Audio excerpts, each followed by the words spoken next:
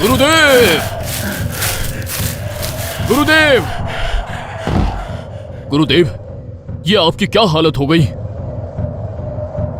पलकनाथ, गुरुदेव, आपको गहरी चोट लगी है। चलिए, मैं आपको आश्रम ले चलता हूँ। नहीं, अब बहुत देर हो चुकी है। ऐसा मत कहिए गुरुदेव, आप ठीक हो जाएंगे। इसे ले जाओ, मैंने इसको कैद कर लिया है। गुरुदेव, मेरी बात ध्यान से सुनो। गांव वाले रास्ते से जाना, जंगल के रास्ते से नहीं। और यह मटका किसी भी कीमत पर टूटना नहीं चाहिए। पलकनाथ, किसी कीमत पे टूटना नहीं चाहिए। जैसा आप आदेश दे गुरुदेव। अगर यह मटका टूट गया तो बहुत बड़ा अनर्थ होगा। मैं अपने प्राण दे दूंगा, लेकिन इसे कुछ नहीं होने दूंगा। मुझे तुम पर विश्वास है। जाओ, देर मत करो। आपके आदेश का पालन होगा गुरुदेव। भगवान तुम्हारी रक्षा करे। चंदनपुर गांव के जंगल का रास्ता आम रातों में भी सन्नाटे से भरा रहता था, लेकिन अमावस्या की इस रात हवा में एक अजीब सा भारीपन था। पूरे जंगल में झिंगुरों की आवाज के अलावा कुछ भी सुनाई नहीं दे रहा था। इसी अंधेरे रास्ते पर गांव के 4 मनचले दोस्त करण, पवन, गौरव और विक्रम शराब के नशे में झूमते हुए लौट रहे थे। तभी उन्हें सामने से तेज कदमों से चलता हुआ एक आदमी दिखाई दिया। वो एक तांत्रिक था, जिसके हाथ में मिट्टी का एक बड़ा सा मटका था, जिस पर लाल कपड़ा बंधा हुआ था। अबे अबे रोक रे पवन, विक्रम, सामने देखो, कौन जा रहा है इतनी रात को? हाथ में क्या लिए जा रहा है? अबे कोई चोर लगता है। रुक, आज इसकी लंका लगाते हैं। ओए, कौन है रे तू? रुक उधर ही। हट जाओ मेरे रास्ते से। मुझे चुपचाप यहाँ से निकलने दो। इसी में तुम सबकी भलाई है। मेरा रास्ता रोकने की भूल मत करो। अबे ओए, इतनी रात को जंगल में क्या छुपा कर ले जा रहा है? दिखा मुझे ये मटका। सोना चांदी चुराया क्या कहीं से? ये कोई सोना चांदी नहीं है। इस मटके में इस दुनिया की सबसे भयानक बुराई कैद है। अगर तुमने इसे छेड़ा तो तुम्हारा पूरा खानदान तबाह हो जाएगा। पीछे हट जाओ, मैं कह रहा हूं। अबे चल चल, बड़ा आया धमकाने वाला। हमें बेवकूफ समझता है क्या? आखिरी बार कह रहा हूं, मुझे जाने दो। और अगर इतना ही ताकतवर होता तो हमसे रास्ता छोड़ने की भीख नहीं मांग रहा होता। पवन, विक्रम, पकड़ो इसे।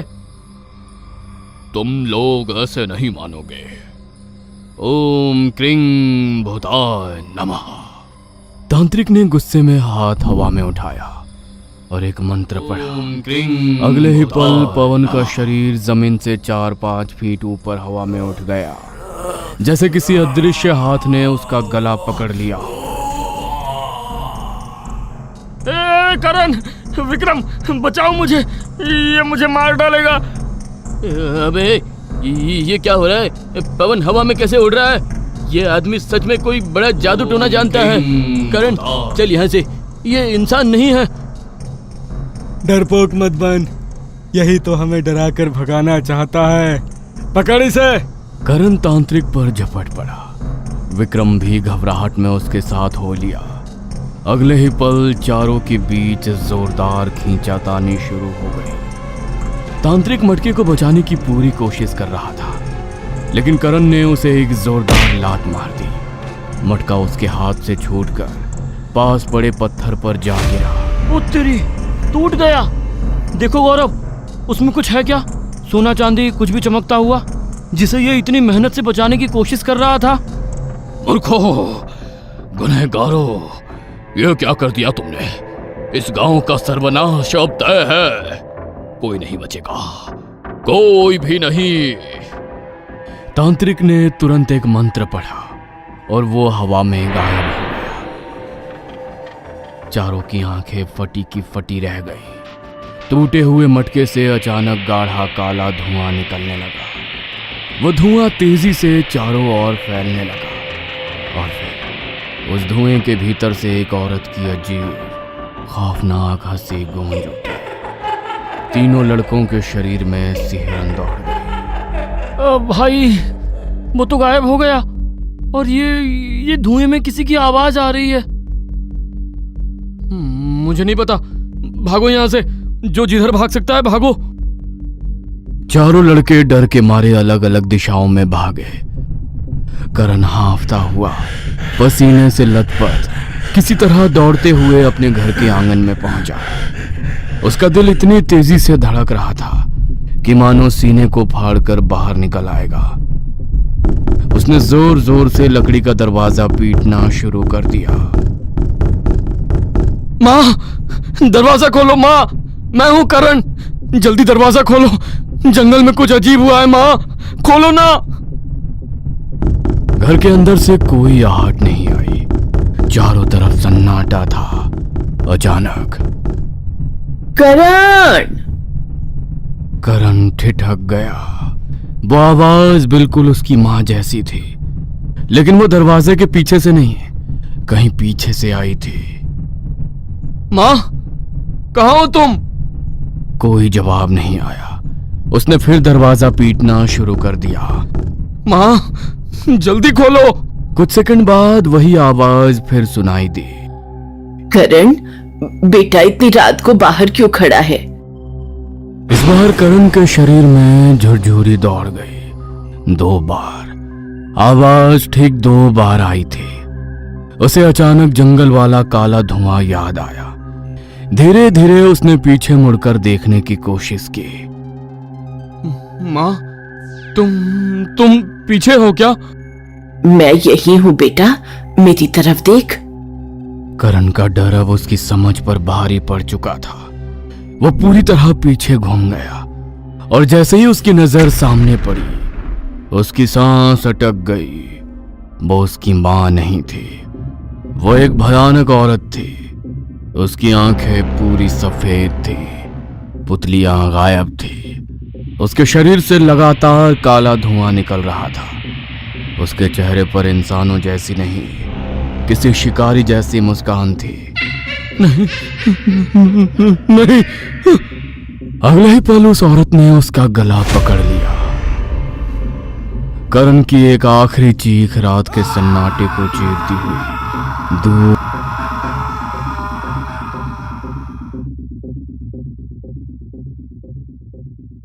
अगली सुबह पूरे गांव में हड़कंप मच गया। करण की लाश उसके घर के बाहर मिली। उसका पूरा शरीर नाखूनों के गहरे निशानों से चीरा हुआ था। 2 दिन बाद गांव के 2 और लोग उसी तरह अपने घरों के बाहर मृत पाए गए। चंदनपुर में डर का ऐसा माहौल फैल गया कि सूर्यास्त के बाद कोई घर से बाहर निकलने की हिम्मत नहीं करता था। हर कोई कह रहा था कि गांव पर किसी भयानक बुराई का साया मंडरा रहा है। आखिरकार एक रात सरपंच ने गांव के सभी मर्दों को बैठक बुलाई। वहीं पवन और गौरव और विक्रम भी बैठे थे। तीनों के चेहरे का रंग उड़ चुका था। भाइयों, ये जो गांव में मौतें हो रही हैं, ये कोई आम बात नहीं है। पहले करण, फिर कालू और अब शंभू, तीनों के शरीर पर एक जैसे निशान मिले हैं। किसी को कुछ पता है कि ये सब क्या हो रहा है? सरपंच जी, लोग कह रहे हैं कि रात को उन्हें अपने घर वालों की आवाज सुनाई देती है, लेकिन जब वे दरवाजा खोलते हैं तो बाहर कोई नहीं होता। ये जरूर किसी भूत प्रेत का चक्कर है। सरपंच जी, हमें पता है ये सब क्या हो रहा है। हमसे बहुत बड़ा पाप हो गया है। पवन, चुप रहे, कुछ मत बोल। विक्रम, बैठ जा नीचे। और तू पवन, सच सच बता, उस रात क्या हुआ था? पवन की आंखों से आंसू बहने लगे। 3 दिन पहले अमावस्या की रात हम चारों जंगल से लौट रहे थे। रास्ते में हमें एक तांत्रिक मिला। उसके हाथ में लाल कपड़े से बंधा हुआ एक मिट्टी का मटका था। हमने नशे में उसका रास्ता रोक लिया और फिर हमने वो मटका तोड़ दिया। क्या? तांत्रिक का मटका फोड़ दिया? फिर क्या हुआ? मटका टूटते ही उसमें से काला धुआं निकला। उस धुएं के अंदर से एक औरत की भयानक हंसी सुनाई दी। तांत्रिक चिल्लाया था, तुमने इस गांव का सर्वनाश कर दिया है, अब वो किसी को नहीं छोड़ेगी। और फिर वो हमारे सामने से गायब हो गया। उसके बाद करण मर गया और अब एक एक करके लोग मर रहे हैं। पूरी सभा में सन्नाटा छा गया। अरे मूर्खो, अपने लालच में तुमने पूरे गांव को मौत के मुंह में धकेल दिया। तुम लोग एक तो कोई काम धंधा करते नहीं हो, ऊपर से तुम्हारी वजह से पूरा गांव मुसीबत में पड़ गया है। अब बताओ कि वो तांत्रिक कहाँ मिलेगा? यह चुड़ैल उसी से शांत होगी और कोई हमें नहीं बचा सकता। सरपंच जी, मैंने उसे पहले भी जंगल के उस पार पुरानी बावड़ी के पास देखा है। शायद वो वहीं रहता है। तो फिर जाओ, उसके सामने मिन्नतें करो और उसे गांव में लेकर आओ। और अगर वो गांव में वापस नहीं आया तो तुम लोगों की खैर नहीं। सब लोग लाठियां और मशालें उठाओ और तैयार रहो। साथ में रहो, भगवान का नाम लेते रहो। अगर वो इस बला को रोक नहीं पाया तो हम में से कोई भी जिंदा नहीं बचेगा। उसी रात विक्रम, पवन, गौरव और गांव के 20-25 आदमी मशाले लेकर जंगल की ओर निकल पड़े। पवन और विक्रम उनके आगे आगे चल रहे थे। हर किसी के मन में एक ही डर था, कहीं अंधेरे में पीछे से किसी अपने की आवाज ना सुनाई दे जाए।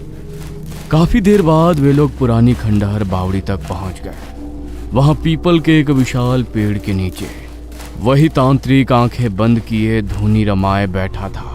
बाबा, आंखें खोलिए, हम चंदनपुर गांव से आए हैं। आ गए तुम लोग, मुझे पता था तुम आओगे। क्यों लड़कों, मिल गया खजाना? देख लिया मटके के अंदर क्या था? बाबा, हमें माफ कर दो, करण मर गया, गांव के लोग भी मर रहे हैं, हमें बचा लो। आप हमारे साथ गांव चलो, नहीं तो सरपंच हमें गांव में रहने नहीं देगा। तीनों के नाक रगड़ने के बाद तांत्रिक गांव पहुंचा और सरपंच और बाकी गांव वालों को उसने इकट्ठा कर लिया। बाबा, हमें बचा लीजिए। जो भी उस मटके में था उसे वापस कैद कर लीजिए। वो लोगों को उनके अपनों की आवाज में बुलाकर मार रही है। पूरा गांव खत्म हो जाएगा। तुम लोगों को लगता है मैं तुम लोगों के गांव में तुम्हें बचाने के लिए आया हूं? नहीं, मैं तुम लोगों को बस बताने के लिए आया हूं कि तुम्हें कोई नहीं बचा सकता। उस मटके में कोई साधारण आत्मा नहीं थी, उसमें कैद थी लोक कथाओं की सबसे खौफनाक सत्ता, निशिडाग। ये नाम सुनते ही भीड़ में खड़े कुछ बूढ़ों के चेहरे का रंग उड़ गया। एक बुजुर्ग आदमी तो डर के मारे पीछे हट गया। भगवान, मेरे दादा इसके किस्से सुनाते थे। कहते थे इसकी पुकार मौत का बुलावा होती है। मैंने भी बचपन में इसका नाम सुना था। कई लोग कहते हैं एक बार जिस गांव पर इसकी नजर पड़ जाती है उसे कोई नहीं बचा सकता। हाँ, सही तो सुना है तुमने। तुम लोगों को कोई नहीं बचा पाएगा। निशिडाग छल और धोखे की रानी है। वो किसी पर जबरदस्ती हमला नहीं करती, उसे शिकार की अनुमति चाहिए। इसलिए वो तुम्हारे सबसे प्रिय इंसान की आवाज चुराती है। तुम्हारी माँ, तुम्हारी पत्नी, तुम्हारा दोस्त, और फिर अंधेरे में तुम्हें पुकारती है। वो तुम्हारे अपनों की आवाज को इतनी सटीक तरीके से नकल कर सकती है कि कोई भी इंसान अंतर नहीं बता सकता। और इसीलिए कोई भी इंसान जिसे वो चुन ले उसके चंगुल से बाहर नहीं आ सकता और आखिरकार अपनी मौत बुला लेता है। इससे बचने का तरीका क्या है बाबा? अगर दुनिया नहीं छोड़ना चाहते हो तो ये गांव छोड़कर चले जाओ, बस यही एक रास्ता है। अगर किस्मत अच्छी रही तो हो सकता है गांव बदलने से वो तुम्हारा पीछा करना छोड़ दे। गांव वालों के चेहरे पर डर साफ दिखाई देने लगा। कैसी बातें कर रहे हैं आप बाबा? गांव छोड़कर चले जाएंगे तो वैसे ही मर जाएंगे। हमारे सारे खेत, खलिहान, दुकान यही तो है। कोई अपना सब कुछ ऐसे छोड़कर जा सकता है क्या भला? आपने तो उसे कैद किया था ना। मैं आपके आगे हाथ जोड़ता हूँ, उसे फिर से कैद कर लीजिए बाबा। तुम समझते नहीं हो। सिर्फ 3 रात पहले ही मेरे गुरुदेव ने अपनी जान देकर निशिडाक को उस मटके में कैद किया था। निशिडाक जैसी शक्ति को बांधने के लिए बलि देनी पड़ती है। मेरे गुरुदेव ने अपनी जान देकर इस पाप आत्मा को कैद किया था। मेरे गुरुदेव चाहते तो अपने किसी भी चेले की बलि देकर भी इसे कैद कर सकते थे, मगर नहीं, उन्होंने दूसरों की जान बचाना ज्यादा जरूरी समझा। मेरे गुरुदेव ने अपनी जान दे दी ताकि यह पूरा इलाका सुरक्षित रह सके, लेकिन तुम लोगों ने सब बर्बाद कर दिया। अब इसकी सजा भुगतो। अगर बलि देकर इससे छुटकारा मिल सकता है तो बलि दे दीजिए ना बाबा, और सबकी जान बचा लीजिए। स्वार्थी इंसानों, इतना सब हो जाने के बाद भी तुम मुझसे ये उम्मीद करते हो कि मैं अपनी बलि देकर तुम लोगों की जान बचा लूं, तुम जैसे लालची नमक हरामों की। मैं तो चाहता हूं कि तुम सब मर जाओ। यही तुम लोगों की सजा है। जिस पाप ने निशिडाक को आजाद किया, उसी पाप को उसकी कीमत चुकानी होगी। आपकी नहीं बाबा, आपकी नहीं, गांव की किसी भी इंसान की बलि देकर हम लोगों को इस आत्मा से मुक्ति दिला दो। मेरे गुरुजी बहुत शक्तिशाली तांत्रिक थे। अगर किसी आम इंसान की बलि दी गई इस डाकनी को कैद करने के लिए, तो 1 नहीं 3 बलि की आवश्यकता होगी। अब तुम गांव वालों सोच लो, वो कौन से 3 लोग होंगे जो अपनी जान देने के लिए तैयार हैं। सरपंच और बाकी गांव वाले काफी देर तक खुसुर फुसुर करते रहे। तभी एक गांव वाला चिल्लाया, अरे इन लोगों ने ही मुसीबत गांव में लाई है ना, तो इन्हीं लोगों की बलि दे देनी चाहिए। नहीं नहीं बाबा, ऐसा मत कहिए। हम लोगों की भूल की सजा इतनी बड़ी नहीं हो सकती। अगर इन तीनों की बलि दे दी जाए तो इनके खून और उस मटके की मिट्टी से निशिडाक को दोबारा कैद किया जा सकता है। झूठ, यह सारा तांत्रिक हमसे बदला लेना चाहता है। हमें यहाँ बुलाना ही नहीं चाहिए था इसे। मुझे अगर किसी ने हाथ लगाया तो उसकी गर्दन सर से अलग कर दूंगा। आप अपनी जान बचाने के लिए हमें मरवाना चाहते हैं? मैं किसी से कुछ नहीं कह रहा हूँ, मैं सिर्फ बता रहा हूँ क्या रास्ते हैं तुम्हारे पास। ठीक है, तो हम तीनों ये गांव छोड़कर हमेशा हमेशा के लिए चले जाएंगे। और पूरे गांव को मरने के लिए छोड़ दोगे? इन लोगों की बात मत सुनो भाइयों। मैं तो कहता हूँ पकड़ लो सालों को और तैयार कर दो बलि के लिए। तीनों लोगों ने अपनी जान बचाने के लिए वहां से भागना शुरू कर दिया। गौरव पूरे ताकत से जंगल की तरफ भागा। जब मुझे कोई पकड़ ही नहीं पाएगा तो मारेगा कैसे? तभी पीछे से पवन की आवाज आई। गौरव देख, यहाँ से भी एक रास्ता है। गौरव रुक गया और अपनी सांस संभालते हुए बोला, अबे साले, मेरा पीछा क्यों कर रहा है? और तू किस रास्ते की बात कर रहा है? उसने पीछे मुड़कर देखा तो वहां पवन नहीं, निशिडाकिनी खड़ी हुई थी। मौत का रास्ता है तुम्हारे पास गौरव।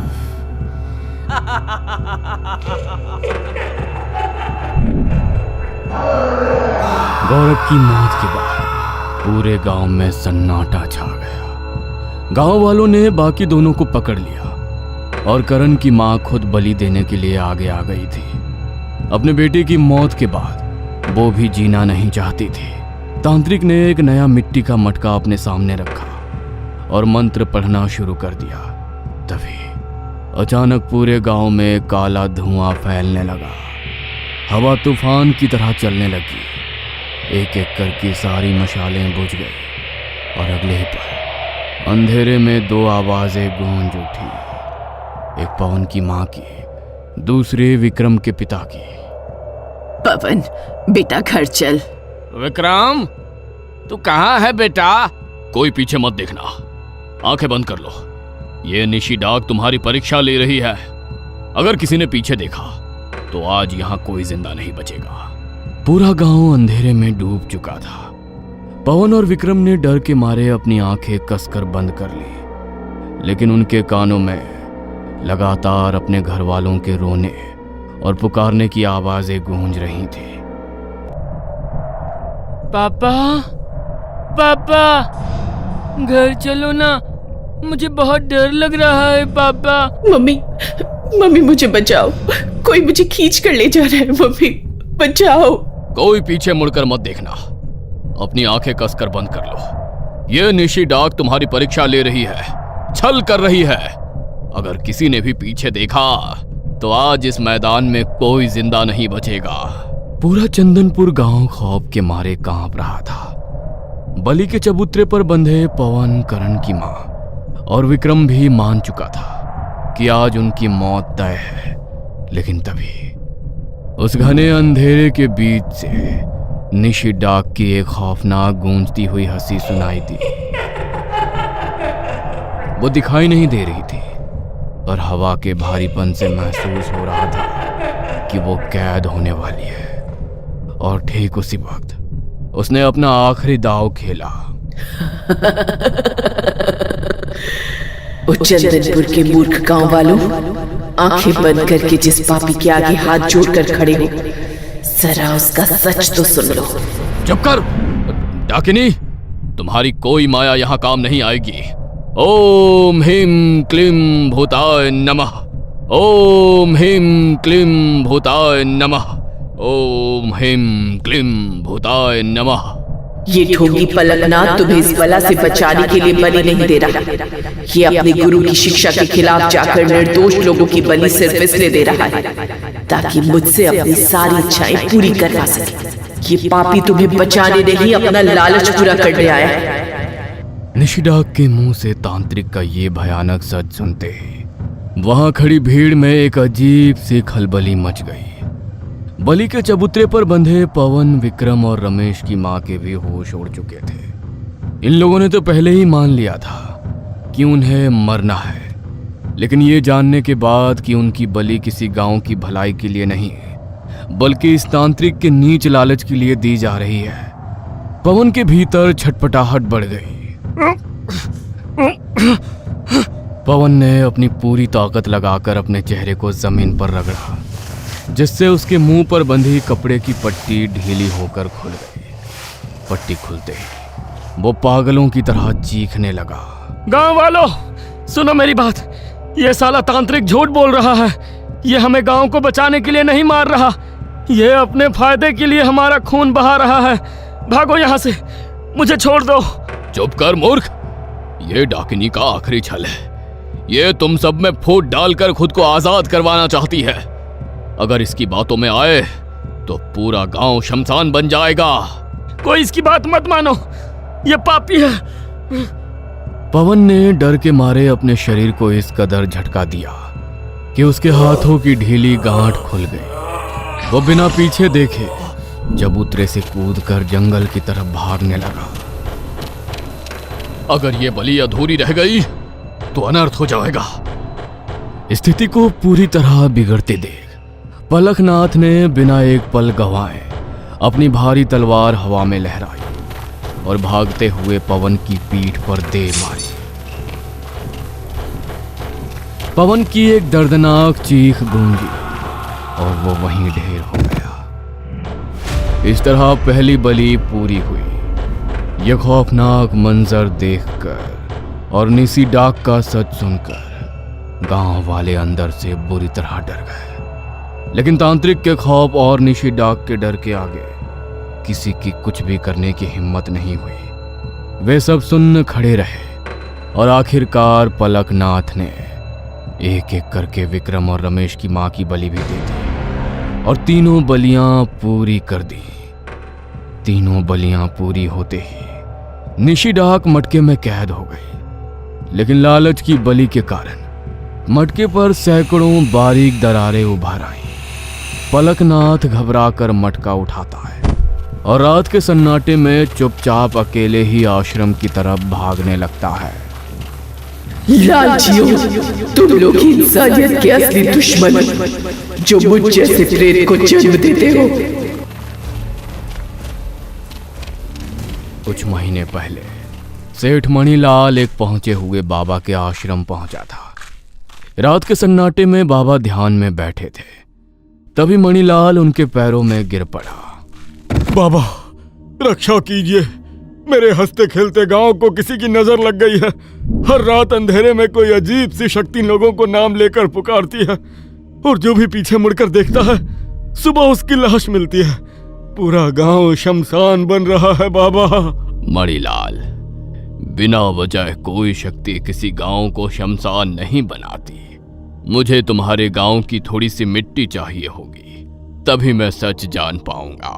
बाबा, मैं मिट्टी साथ लेकर आया हूँ। कुछ समय पहले मैंने आपको किसी दूसरे गांव में यही विधि करते देखा था, इसलिए मैं पहले से ही अपने गांव की मिट्टी बांध लाया था। मणिलाल ने वो पोटली बाबा के सामने रख दी।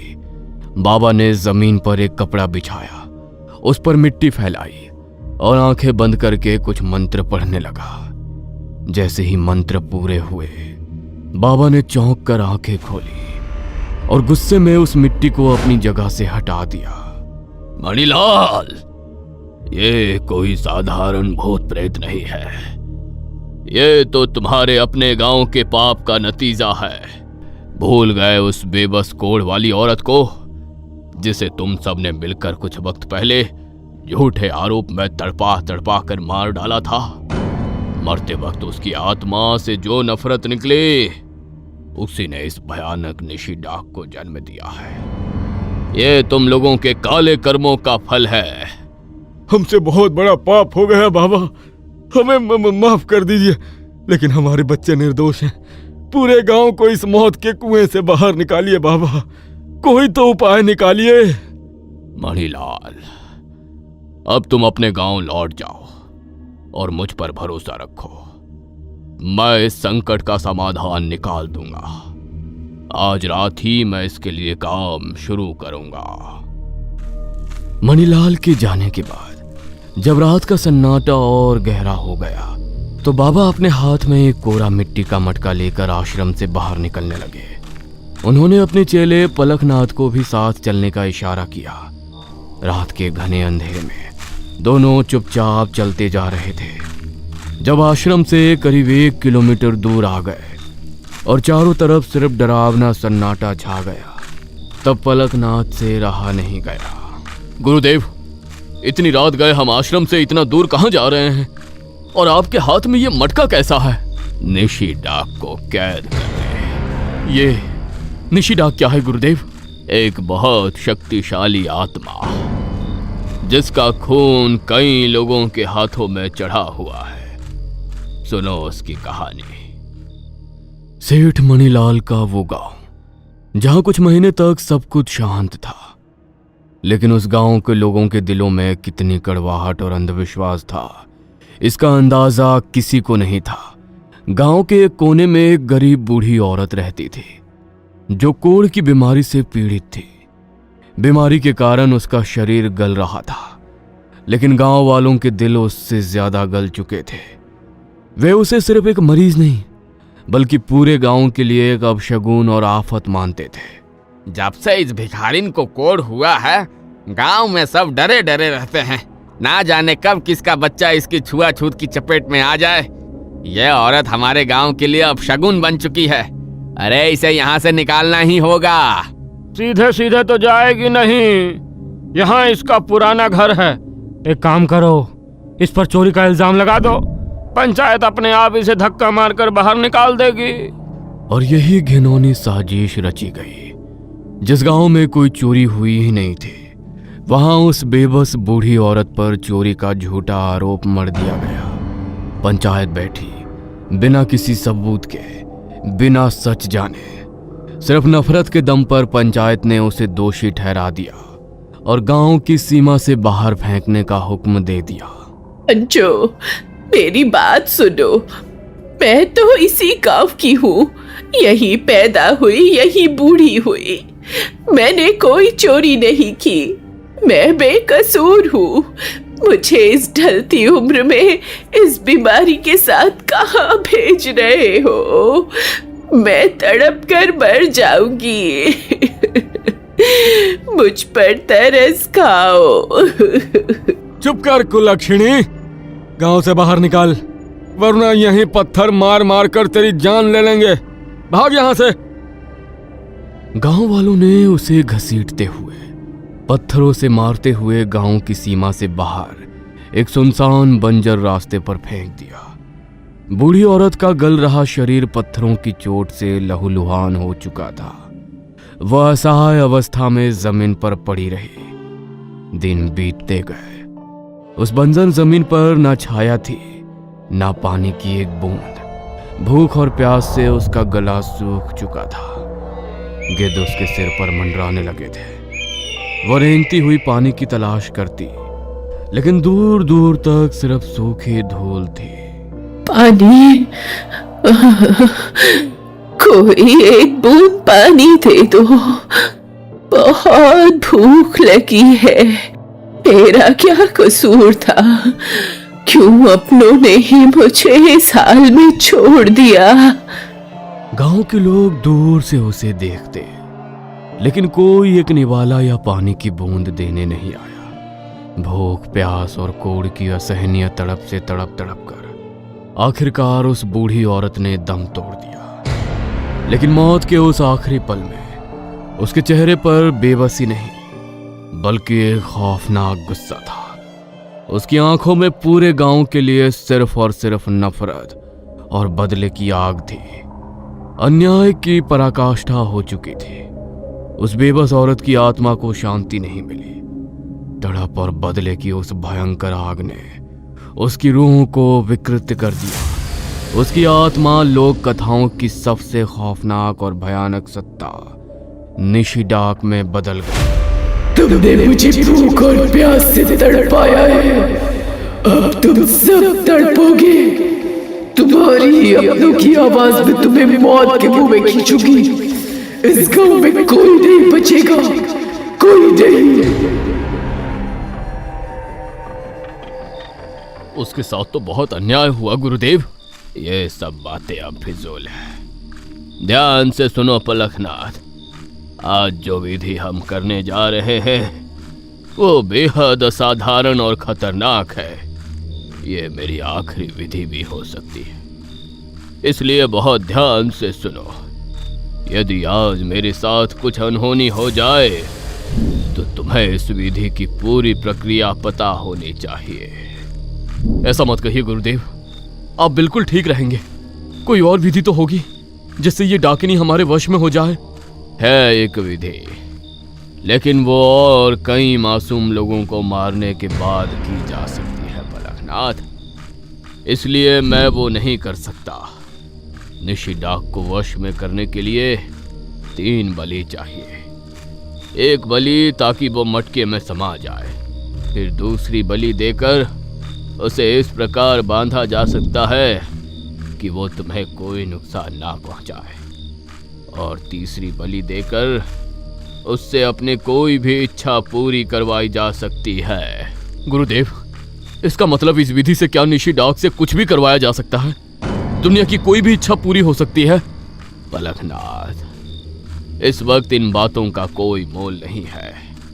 याद रखना, निशिडाक के कैद होते ही ये मटका तुम्हें हर हाल में मेरे भाई देवदत्त को सौंपना होगा।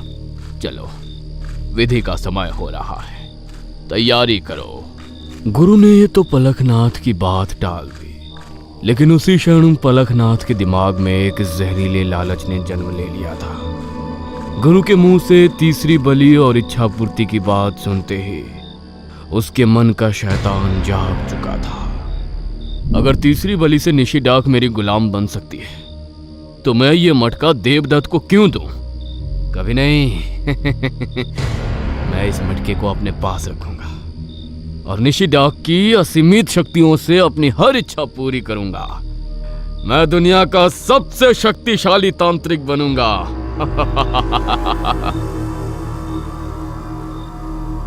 घबराया हुआ पलखनाथ उस दरारों से भरे मटके को लेकर चुपचाप आश्रम लौट आया। उसे कुछ समझ नहीं आ रहा था कि मटका क्यों चटक गया है। अपनी घबराहट को छुपाते हुए उसने आश्रम में मौजूद बाकी 2 चेलों को बुलाया और उन्हें मटके की वो डरावनी दरारें दिखाई। पलखनाथ भाई, ये मटके को क्या हुआ? गुरुदेव जब भी ये विधि करते थे मटका हमेशा पूरी तरह सुरक्षित रहता था। ये देखकर तो लगता है कि विधि सही से नहीं हुई, कोई अनहोनी ना हो जाए। हाँ भाई, मुझे भी यही डर लग रहा है। ऐसा प्रतीत हो रहा है जैसे इसके भीतर की शक्ति बाहर आने के लिए छटपटा रही है। हमें तुरंत कुछ करना होगा। तुम दोनों को एक बात बताना चाहता हूं। मैंने गुरुदेव की विधि से 1 नहीं 3 बलि चढ़ाई थी। विधि पूरी हो चुकी थी और निशी डाक इसके भीतर ही कैद है। मुझे बस ये बताओ कि क्या ये दरार होना ज्यादा खतरनाक है? हमें तो गुरुदेव ने ये विधि कभी नहीं सिखाई। बस ये देखा है कि आज तक कोई मटका दरार से नहीं भरा। अब गुरुदेव नहीं रहे तो ये सवाल किससे पूछे? अरे गुरुदेव के भाई देवदत्त है ना, उनको जरूर पता होगा इसके बारे में। तुम दोनों इसी क्षण गुरुदेव के भाई देवदत्त के पास जाओ और उन्हें इन दरारों के विषय में बताओ और उनसे कहना मैं कुछ ही दिनों में स्वयं इस मटके को लेकर उनके पास पहुंच जाऊंगा। जल्दी जाओ। दोनों चेले पलखनाथ की बात मानकर तुरंत देवदत्त की तलाश में निकल गए। अब आश्रम में पलखनाथ और वो दरारों वाला मटका अकेले रह गए थे। देवदत्त कभी नहीं। इस मटके की महाशक्ति सिर्फ मेरी है। एक बार ये दरारें ठीक करने का तरीका ढूंढ लूं, फिर पूरी दुनिया मेरे कदमों में होगी। लेकिन पलखनाथ का ये वहम ज्यादा देर तक नहीं टिका। जैसे ही रात का सन्नाटा गहरा हुआ और पलखनाथ गहरी नींद में था, मटके के भीतर से अजीब सी फुसफुसाहटें आने लगी, चटकने की आवाजें बढ़ने लगी और देखते ही देखते मटके की वो दरारें और चौड़ी होने लगी और फिर मटका पूरी तरह टूट गया। निशी डाक आजाद हो चुकी थी। आजाद होते ही कमरे में एक भयानक काला साया फैला और निशी डाक सीधे पलखनाथ की तरफ झपटी। उसने पलखनाथ को अपना शिकार बनाया। आश्रम पलखनाथ की दर्दनाक चीख से गूंज उठा। उसी रात दोनों चेले ढूंढते हुए गुरुदेव के भाई देवदत्त के पास पहुंचे। उन्होंने हाफते हुए देवदत्त को मटके की उन डरावनी दरारों के बारे में सब सच सच बताना शुरू किया। पूरी बात सुनते ही देवदत्त का चेहरा एकदम उतर गया। उसकी आंखों में गहरा खौफ उतर आया। क्या मटके में दरारें आ गई थी? तुम लोगों को पलखनाथ को वहां अकेला नहीं छोड़ना चाहिए था। बहुत अनर्थ हो गया। पहली बात तो उस लालची को 3 बलि देनी ही नहीं चाहिए थी। मेरे भाई ने अपना बलिदान लोगों के लिए दिया था, लेकिन पलखनाथ खुद के लिए इसे कैद करना चाहता था। वहां देवदत्त बिना एक पल गंवाए चेलों को साथ लेकर उसी रात भयभीत हालत में आश्रम की ओर भागा। देवदत्त और उसके चेले माधव और बेल सिंह जब भागते हुए आश्रम पहुंचे तो कमरे का दरवाजा पहले से टूटा हुआ था। अंदर से ताजी जलने की बदबू आ रही थी। जमीन पर तांत्रिक सामग्रियां बिखरी पड़ी थी और ठीक बीच में पलखनाथ की लाश थी। उसका पूरा शरीर सूख कर काला पड़ चुका था। उसके ठीक पास वो मिट्टी का मटका हजारों टुकड़ों में बिखरा पड़ा था। इसके लालच ने ही इसकी जान ले ली। निशी डाक आजाद हो चुकी है और उसने सबसे पहले इसी को अपना शिकार बनाया।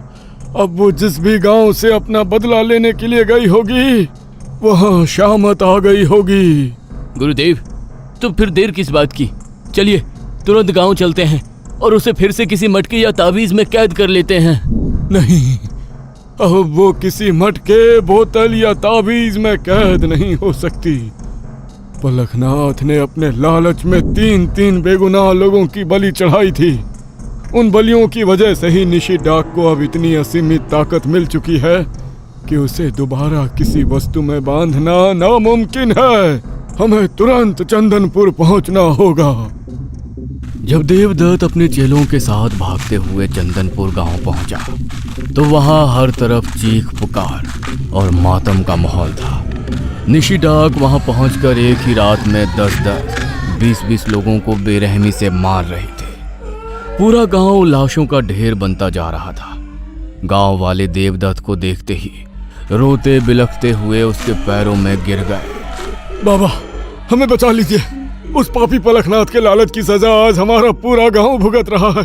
वो डायन हमारे बच्चों और औरतों को घरों से खींच कर मार रही है। कोई उपाय निकालिए बाबा, वरना कल सुबह तक इस गांव में कोई जिंदा नहीं बचेगा। शांत हो जाओ सरपंच, इस बला की ताकत अब आम तंत्र मंत्र से बहुत ऊपर निकल चुकी है। तुम सब अपने अपने घरों में जाओ। मुझे आज रात एक आखिरी रास्ता खोजने के लिए शमशान जाना होगा। उसी रात देवदत्त अकेला शमशान पहुंचा। उसने जमीन पर चिता की राख से एक सुरक्षा घेरा बनाया, धूनी जलाई और अपनी तांत्रिक विद्या से शमशान के एक प्रेत का आवाहन किया। धूनी के धुएं से एक विशाल काला साया प्रकट हुआ। देवदत्त ने हाथ जोड़कर उससे निशिडाक को रोकने का उपाय पूछा। तभी धुएं के बीच से प्रेत की भयानक और गूंजती आवाज आई।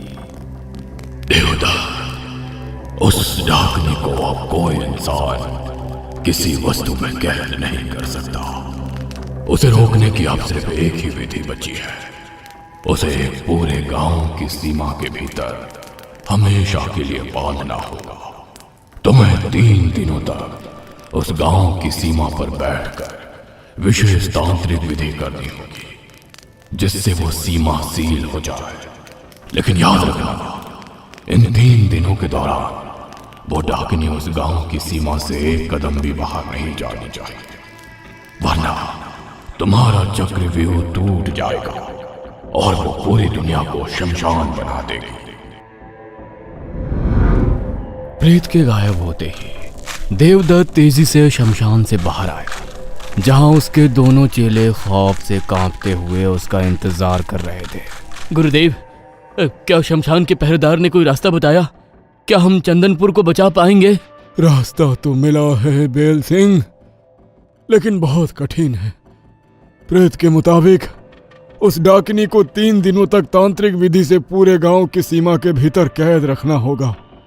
अगर इन 3 दिनों में वो बाहर नहीं निकली तो हमेशा के लिए वहीं दफन हो जाएगी। लेकिन गुरुदेव, ऐसा कौन सा गांव होगा जहां हम उसे रोक सकते हैं? क्या हमारे पास कोई और उपाय नहीं है? क्या तुम लोगों को मेरे भाई की कोई विद्या या वस्तु के बारे में पता है जो हमें मददगार साबित हो सकती है? आश्रम से ये पोटली मिली थी। कुछ समय पहले हापुड़ गांव का वो अमीर सेठ मणिलाल हमारे गुरुजी के पास रोता बिलखता आया था। उसने गुरुजी को बताया था कि उसके गांव में एक प्रेतनी का साया मंडरा रहा है और उसी ने ये मिट्टी दी थी। बेल सिंह ने अपनी पोटली से साधारण मिट्टी की थैली निकालकर देवदत्त के हाथ में थमा दी। देवदत्त ने वहीं जमीन पर बैठकर आंखें बंद की और मिट्टी थामकर अपना पूरा ध्यान जागृत किया। अगले ही पल उसने एक झटके में आंखें खोली, जिनमें अब भारी गुस्सा था। क्या देखा गुरुदेव? सच बहुत घिनौना है माधव। निशिडाक का असली क्रोध चंदनपुर के इन मासूमों से है ही नहीं। उसकी आत्मा तो हापुड़ के उसी सेठ मणिलाल और उन दरिंदों के खून की प्यासी है जिन्होंने उसके साथ घोर क्रूरता की थी। हापुड़ के लोगों ने क्या किया था गुरुदेव? हापुड़ में एक बेबस कोढ़ से पीड़ित बूढ़ी औरत भीख मांगती थी। इसी सेठ मणिलाल और वहां के गांव वालों ने मिलकर उस पर चोरी का झूठा इल्जाम लगाया। उन्होंने उसे पत्थरों से मारा, लहूलुहान किया और गांव के बाहर भूख प्यास से तड़प कर मरने के लिए छोड़ दिया। वो पानी की एक एक बूंद के लिए तड़पती रही, पर किसी का दिल नहीं पिघला। उसी तड़प और नफरत ने निशिडाक को जन्म दिया और जब मणिलाल को अपनी मौत सामने दिखी तो वो खुद को बचाने के लिए ये मिट्टी लेकर मेरे भाई के पास भागा था। ये तो बहुत बड़ा पाप हुआ था गुरुदेव, पर अब हम क्या करें? पाप का हिसाब हमेशा उसी जमीन पर होता है जहां उसकी जड़ें होती हैं। जब उसका जन्म हापुड़ की मिट्टी से हुआ है और उसके असली गुनहगार वहां जिंदा है, तो हम उसे चंदनपुर में क्यों बांधे? हम उसे उसी के ठिकाने पर भेजेंगे।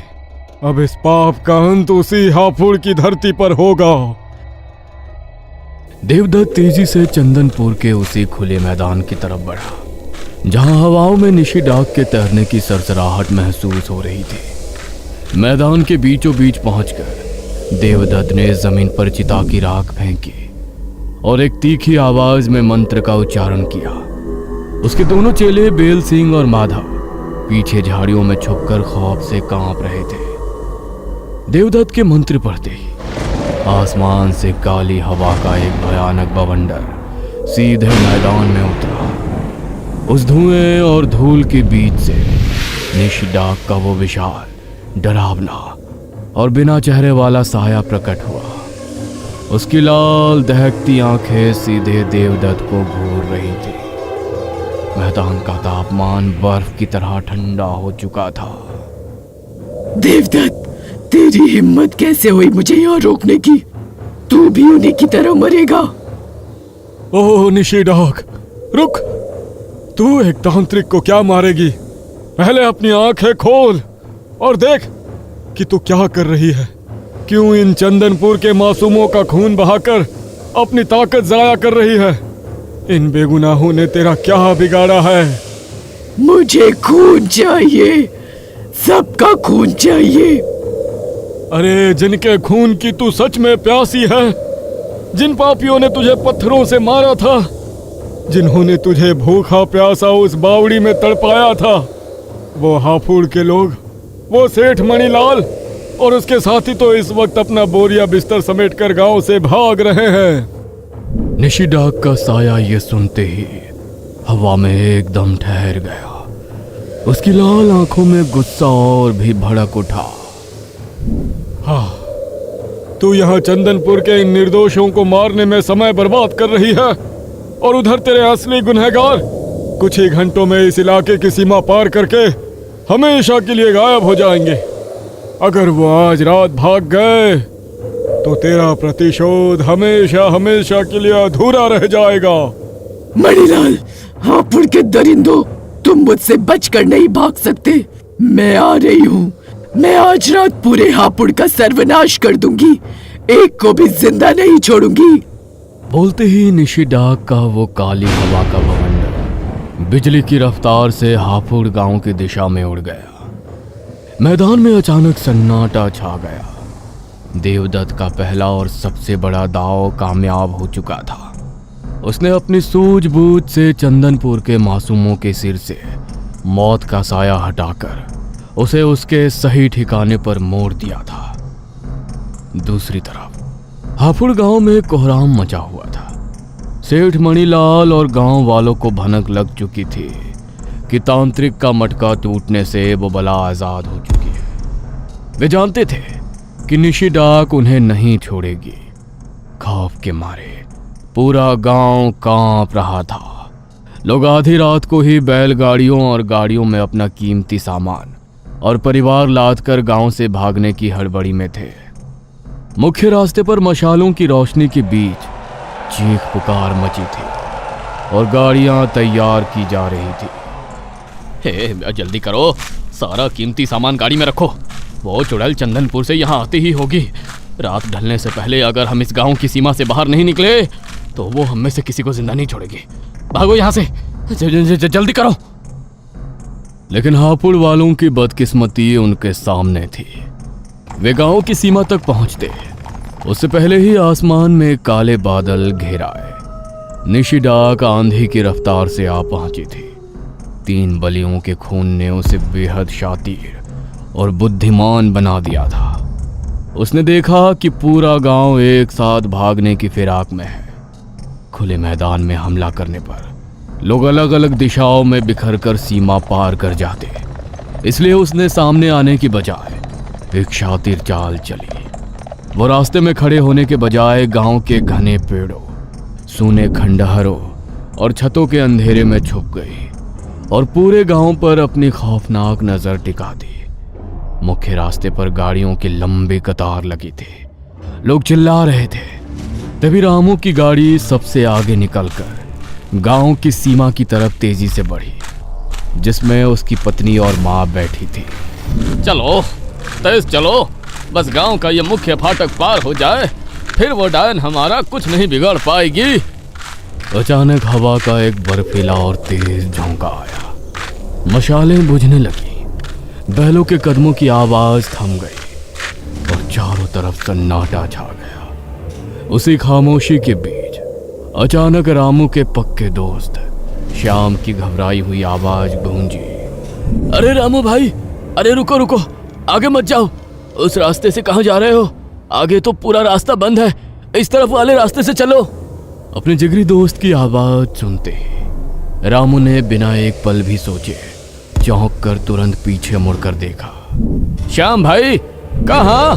रामू का वाक्य पूरा भी नहीं हुआ था कि गाड़ी के ठीक पीछे झाड़ियों के घने अंधेरे से दो लंबे अजीब से सूखे और काले हाथ बिजली की रफ्तार से बाहर निकले।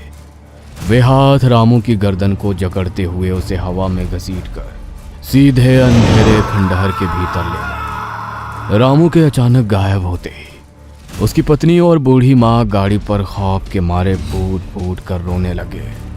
नहीं, कोई बचाओ, उन्हें छोड़ दो, बचाओ।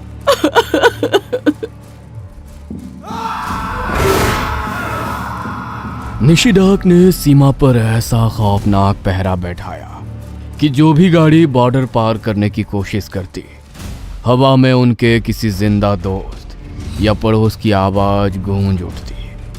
लोग भ्रम में जैसे ही पीछे मुड़ते, वो पलक झपकते ही उन्हें उठा ले जाती और पीछे उनका परिवार रोता बिलखता रह जाता।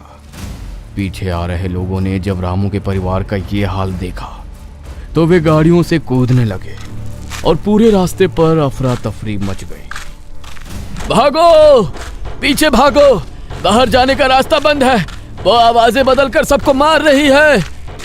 हापुड़ के लोगों में ऐसा खौफ बैठ चुका था कि अब गांव की सीमा से बाहर पैर रखने की किसी की हिम्मत नहीं थी। लोग सामान और गाड़ियां रास्ते पर ही लावारिस छोड़कर वापस अपने अपने घरों में दुबक गए और दरवाजे अंदर से बंद कर लिए। वे अपने ही घरों में अपनी मौत के साथ कैद हो चुके थे। हापुड़ के लोग अब अपनी ही मौत के साथ गांव के भीतर कैद हो चुके थे और यही देवदत्त का असली चक्रव्यूह था।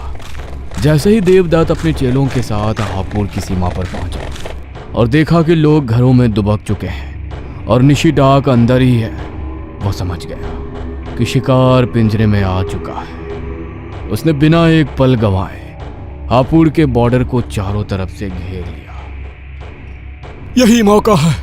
निशिडाक उन्हें रोकने के लिए खुद अंदर छिपी है। जब तक वो व्यस्त है, हमें बाहर से पूरा गांव सील करना होगा। अगर हम 3 दिन रात उसे इस बॉर्डर के अंदर रोक पाए तो प्रेत के कहे अनुसार वो हमेशा के लिए इसी दायरे में लॉक हो जाएगी। पूरी ताकत लगा दो। खेल शुरू हो चुका था। अंदर बंद कमरों से चीखें और सेठ मणिलाल के कमरे से रोने की आवाजें आ रही थी। निशिडाक चुन चुन कर अपराधियों को मौत के घाट उतार रही थी और बाहर बॉर्डर पर देवदत्त पसीने से लथपथ बिना सोए खाए लगातार महाबली का मंत्र पढ़ रहा था। 2 दिन और 2 रातें इसी खौफ में गुजर गई। हापुड़ का आधा हिस्सा उजड़ चुका था। चारों तरफ सिर्फ लाशें और खून था। लेकिन तीसरी और आखिरी रात को पासा पलट गया। 3 बलियों की खून पीकर आजाद हुई निशिडाक की शक्ति अब इतनी बढ़ चुकी थी कि उसकी ताकत ब्रह्मांड के तांत्रिक नियमों को चुनौती देने लगी थी। आधी रात के वक्त जब देवदत्त अपनी विधि के आखिरी चरण में था, अचानक हापुड़ की जमीन बुरी तरह हिलने लगी। देवदत्त के सामने रखी तांत्रिक सामग्रियां और मटका अचानक चटकने लगा। सीमा पर बांधे गए काले धागे एक एक करके टूटने लगे। गुरुदेव, मंत्र टूट रहा है। सीमा की कीलें जमीन से बाहर निकल रही हैं। वो हमारे वश में नहीं आ रही। नहीं, मैं इसे टूटने नहीं दूंगा। एक जोरदार धमाके के साथ देवदत्त का वो तांत्रिक चक्रव्यूह टूट गया। सामने रखी सामग्रियां बिखर गईं और देवदत्त दूर जाकर पत्थरों पर गिरा। उसकी सारी आशाएं टूट चुकी थी। तंत्र मंत्र की विद्या निशिडाक की असीमित शक्ति के आगे घुटने टेक चुकी थी। देवदत्त समझ गया कि अब शक्ति या तंत्र से इस बला को रोकना नामुमकिन है। अपनी हार स्वीकार करने के बाद देवदत्त ने एक आखिरी निर्णय लिया। वो उठा और सीधे हापुड़ गांव की उस खौफनाक सीमा के भीतर निशिडाक के सामने जाकर खड़ा हो गया। देवदत्त, तेरा तंत्र विफल हो गया। तूने मुझे इस सीमा में बांधने की कोशिश की, अब तू भी नहीं बचेगा। मैं इस पूरे इलाके को शमशान बना दूंगी। मार दे मुझे मार देने से अगर तेरी आत्मा को शांति मिलती है तो मेरा खून भी बहा दे, लेकिन एक बार आंखें खोलकर इस हापुड़ गांव की दिशा देख। जिन लोगों ने तेरे साथ पाप किया था, सेठ मणिलाल और उसके साथी, वे सब अपनी करनी की सजा पा चुके हैं। तेरी चिता की आग जिन लोगों के खून से बुझनी थी वो बुझ चुकी है। तेरा प्रतिशोध पूरा हो चुका है। नहीं, अभी और खून चाहिए। मुझे तड़पाया गया था, मुझे भूखा मारा गया था। मैं जानता हूं माँ, तेरे साथ जो हुआ वो इंसानियत पर कलंक था, लेकिन आज तू क्या कर रही है? जिन बच्चों के माता पिता को तूने मार डाला, कल वे भी अनाथ होकर दर दर भटकेंगे, दुत्कारे जाएंगे और नफरत का शिकार होकर दम तोड़ देंगे। वे भी कल मसान बन जाएंगे। मुझे बता माँ, तुझ में और हापुड़ के उन दरिंदों में क्या फर्क रह जाएगा? क्या तू भी वही बनना चाहती है जिन्होंने तेरी जान ली थी? देवदत्त के इन शब्दों में कोई तांत्रिक मंत्र नहीं था, लेकिन इसमें एक इंसान का सच्चा दर्द और ममता थी। मां शब्द सुनते ही और उन अनाथ बच्चों की कल्पना करते ही निशिडाक का वो खौफनाक और विशाल साया अचानक हवा में ठहर गया। निशिडाक की आंखों की लाल रोशनी धीरे धीरे धुंधली पड़ने लगी। उसकी भयानक आवाज अब एक बूढ़ी, थकी हुई और रोती हुई औरत की आवाज में बदलने लगी। मैं दरिंदा नहीं बनना चाहती, मैं बस अपना दर्द मिटाना चाहती थी। मैंने किसी का क्या बिगाड़ा था? मैं तो बस 2 वक्त की रोटी मांगती थी। उन्होंने मुझे पत्थरों से मारा, मेरे जख्मों पर हंसे, इंसान तक नहीं समझा। मैं पानी की एक बूंद के लिए तड़पती रही, पर किसी को दया नहीं आई। मेरे अंदर का वही दर्द नफरत बन गया। देवदत्त, मैं बस चाहती थी कि कोई समझे कि मैंने कितना सहा था, कितना सहा था। तेरा दर्द मिट चुका है माँ, अब इन मासूमों को बख्श दे। इस दुनिया की नफरत को यहीं छोड़ दे और अपनी आत्मा को शांति दे। धीरे धीरे निशिडाक का वो भयानक क्रोध पूरी तरह शांत हो गया। आज तूने मुझे माँ कहकर पुकारा है देवदत्त, और एक माँ कभी किसी गोद को सूना नहीं करती। जा, मैं तुझे वचन देती हूँ, आज के बाद मेरी वजह से इस धरती पर किसी भी निर्दोष का खून नहीं बहेगा, किसी भी मासूम को मेरी वजह से रोना नहीं पड़ेगा। मेरा न्याय पूरा हुआ, अब मैं जा रही हूँ इन घने जंगलों के अंधेरों और मसान के उस सन्नाटे में जहां से मुझे कभी वापस नहीं आना। वचन देते ही निशिडाक का वो भयानक काला साया धीरे धीरे धुएं में बदलने लगा और हवा में हमेशा के लिए विलीन हो गया। हापुड़ गांव का आसमान धीरे धीरे साफ होने लगा। देवदत्त जमीन पर गिर गया और एक गहरी और सुकून की सांस लेते हुए मुस्कुराने लगा। शांति, शांति माँ, तेरी आत्मा को शांति मिले। उस रात के बाद फिर कभी किसी ने निशिडाक की वो खौफनाक आवाज नहीं सुनी। हापुड़ और चंदनपुर के बचे हुए लोगों ने आज बरसों बाद चैन की सांस ली थी।